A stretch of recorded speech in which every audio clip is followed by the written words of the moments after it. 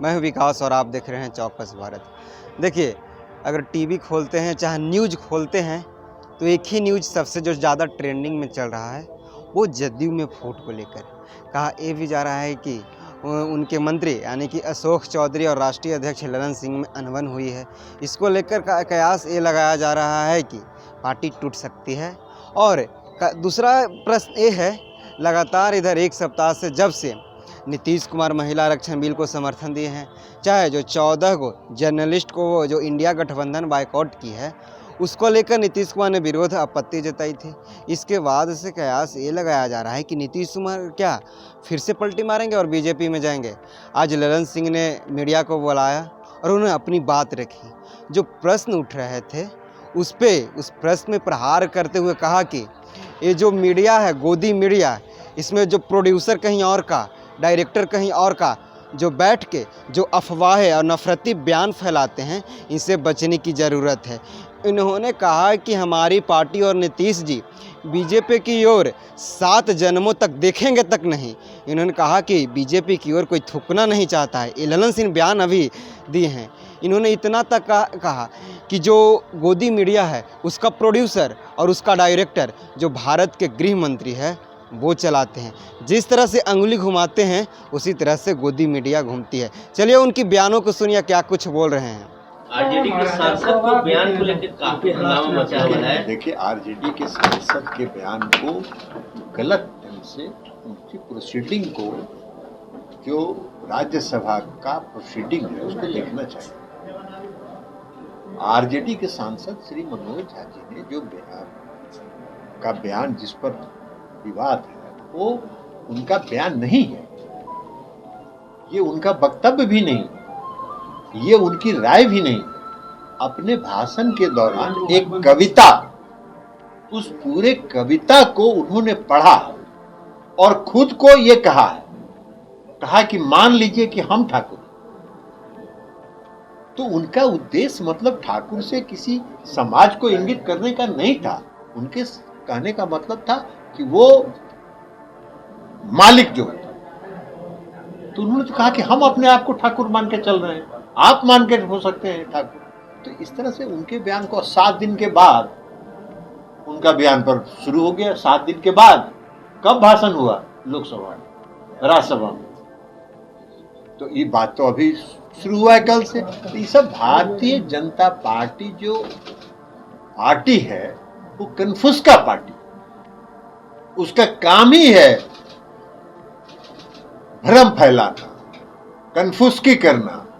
अब रोज चलता रहता है ये गोदी मीडिया जो है, ये गोदी मीडिया में रोज चलता रहता है।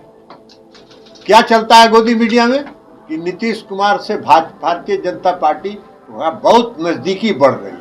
अरे बहुत नजदीकी बढ़ रही है तो सलाहकार हैं आप नीतीश कुमार जी को।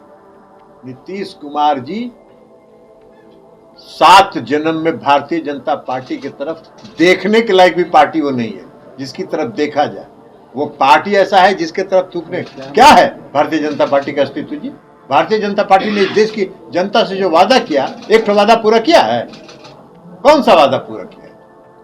कौन सा वादा भारतीय जनता पार्टी की सरकार ने और नरेंद्र मोदी जी की सरकार ने पूरा किया है? न रोजगार के दिशा में, न महंगाई के नियंत्रण में, न गरीबों को 15 लाख रुपया देने में। तो अभी कन्फ्यूज का काम कर रहे हैं। कई तरह के लोग हैं और गोदी मीडिया में कुछ प्रोड्यूसर और डायरेक्टर बैठे हुए हैं भारतीय जनता पार्टी। उनका काम ही है रोज भ्रम पैदा करें। और उनके कुछ समर्थक हम लोग की पार्टी में, जिसको एक समर्थक थे रणवीर नंदन, उनको कल निकाल के हम लोग बाहर किए। क्या बयान दे रहे थे 5 दिन से? वो बयान दे रहे थे कि मोदी जी और नीतीश जी विकास के प्रतीक है, इसलिए दोनों को मिल जाना चाहिए। वो सलाहकार थे क्या मुख्यमंत्री जी के? सलाहकार नहीं न थे। मुख्यमंत्री जी क्या करेंगे नहीं करेंगे ये मुख्यमंत्री जी तय करते हैं। ये मीडिया तय कर रहा है, गोदी मीडिया, जेकर प्रोड्यूसर कोई है, डायरेक्टर कोई है। इस सब का प्रोड्यूसर और डायरेक्टर देश के गृह मंत्री हैं। ये पूरा भ्रम फैलाने का प्रयास सिर्फ एक ही काम है इनका, पूरे देश में, पूरे प्रदेश में क्या कैसे भ्रम फैले कि नीतीश कुमार जी से बीजेपी की नजदीकियां बढ़ रही है। अरे काय का नजदीकियां बढ़ेगी?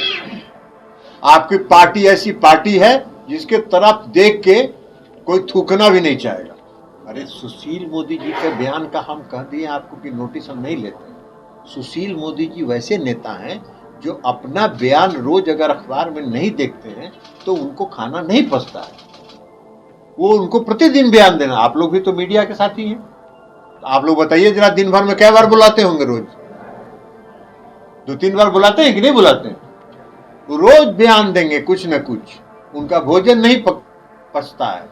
और अभी उनका टाइम पूरा हो रहा है 24 में,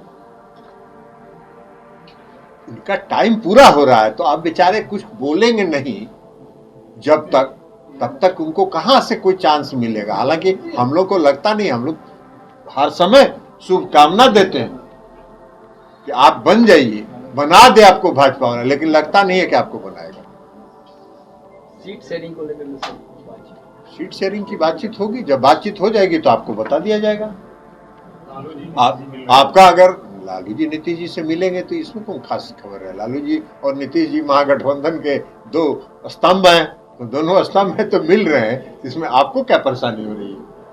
कोई परेशानी की बात नहीं है।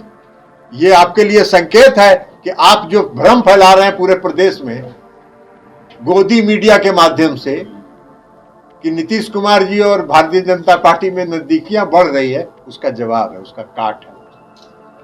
नीतीश कुमार जी महागठबंधन में मजबूती के साथ हैं।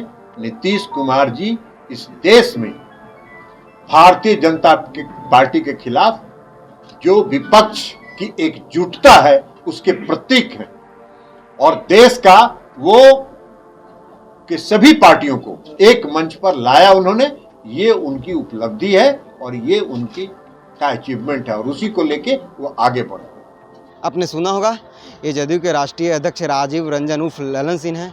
इन्होंने जो प्रश्न उठ रहा था कि जदयू में रार है और दूसरा कि नीतीश कुमार पलटी मारेंगे, इस दोनों प्रश्न में अंकुश लगा दिए हैं। इन्होंने कहा कि कौन ऐसे फैलाता है, ऑल इज वेल है हमारी पार्टी में, कोई ऐसी नहीं है। ये बीजेपी ही एक ऐसी पार्टी है जो भ्रम फैलाएगी, जो कानाफूसी करते रहती है झूठों अफवाह में कि हमारे तरफ नीतीश कुमार आ जाए और एनडीए का सरकार बनाए। इन्होंने कहा कि ऐसे 7 जन्मों तक नहीं होगा। वो प्रश्न को खंडन कर दिए। इन्होंने कहा कि कहाँ से कहाँ अपने फायदे के लिए वे इन्होंने इस तरह का खबर चलाता है। ललन सिंह ने इतना तक कहा कि बीजेपी की कोई और देखना नहीं चाहता है, थूकना पसंद नहीं करता है। इस सब कानाफूसी से बचिए। इन लोग मजहबी नफरत फैलाते हैं, जाति उन्माद कराते हैं, धर्म उन्माद करवाते हैं। और जो इन्होंने सबसे बड़ी बात कही वो ये था कि जिस तरह से बीजेपी लगातार कोसने में लगी हुई है, और मनोज झा के बयानों पर उन्होंने कहा कि उनकी पार्टी के अपना मसला है, वो निगेटिव वे में चलाया गया है। ऐसी बात नहीं है, वो बहुत वरिष्ठ और कद्दावर नेता है। आप देख रहे हैं चौकस भारत में विकास कुमार पटना। धन्यवाद।